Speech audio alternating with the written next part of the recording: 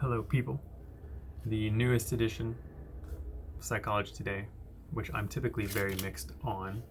Um, Not really in a judgmental way, just a preference way. It's a lot of cool information with little to no research in it.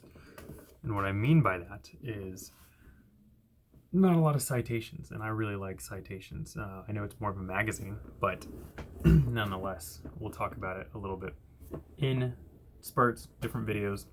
Follow along if you so choose. But for this first one, I wanted to talk about it because I was really surprised right off the bat the approach that the editor takes in it. And if I can hope to pronounce her name right, Kaja Perina opens it up with I think a really good opening for something that is true for pretty much all mental health research, but just doing difficult things is important. And she has a couple paragraphs quickly to open up the magazine for this issue with talking about why it's important to do difficult things first and earlier in the day to knock out challenging things right away so they don't fester and get into a procrastinated space where they don't get done or we just think about them all day. But the sooner we can do the hardest thing, the better. This is why a lot of people will work out early in the morning. This is why a lot of people will work on creative projects. While that doesn't always mean hard, it often means focused, requires the most attention.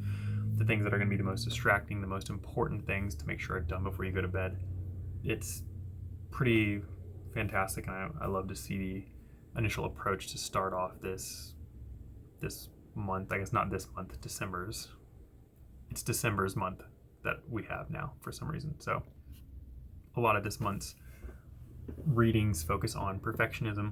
She makes a point that the ability to get something done can work against perfectionism because you are willing to make a mistake. By all accounts, any action risks mistakes. So how do you not make a mistake? You don't take action, and you can pretend that you're not making a mistake. The ironic part is that by not taking action, you are making the mistake of essentially failing to do what needs done. But we skew it in our minds. This is me talking, not her.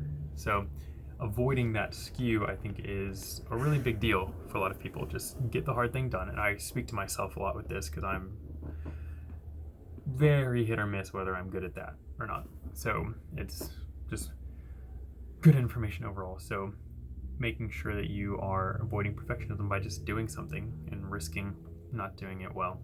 She also brings up making it meaningful, which is fantastic. Every task that you will ever do will be easier to do when it has meaning behind it. I guess some argument there just to having fun, but even that's usually connection of some sort. So trying to make sure that hard and difficult tasks have a bigger meaning, whether that's a work project and you believe in the work that you're doing, whether it's a house project and you believe in keeping your family safe and protected by working on this, or you're religious and you believe in the hard work being just a useful and good thing to do, or philosophically that makes sense to you. She brings up Stoicism and how that's talked about this for thousands of years, and all just, to my opinion, very awesome points.